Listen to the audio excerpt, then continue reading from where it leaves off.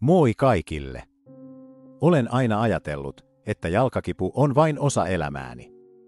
Työni vaatii pitkiä päiviä seisomista ja illalla kotiin palatessa tuntui, että joka askeleessa oli painoa.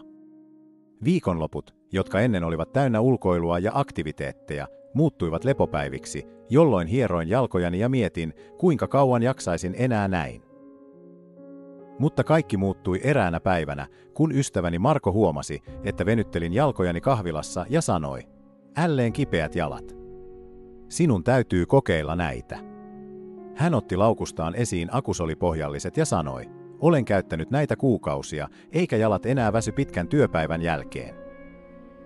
Aluksi olin epäileväinen, sillä olin kokeillut monia eri pohjallisia ennen, mutta mikään ei tuntunut oikealta. Silti päätin antaa akusolille mahdollisuuden. Seuraavana päivänä laitoin akusolipohjalliset kenkiini ja menin töihin. Aluksi en huomannut mitään erikoista, mutta muutaman tunnin kuluttua tajusin, jalkani eivät tuntuneet enää niin raskailta kuin ennen.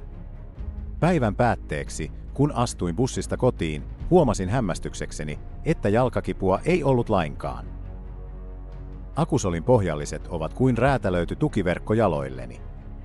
Ne muotoutuvat täydellisesti jalkojeni mukaan, ja hengittävä rakenne pitää jalat raikkaina koko päivän. Ei enää epämukavuutta tai liiallista hikoilua, vain puhdasta mukavuutta.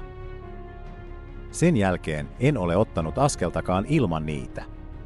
Olen palannut ulkoilemaan, työpäivät eivät enää uuvuta minua, ja viikonloppuisin voin kävellä ilman pelkoa kivusta.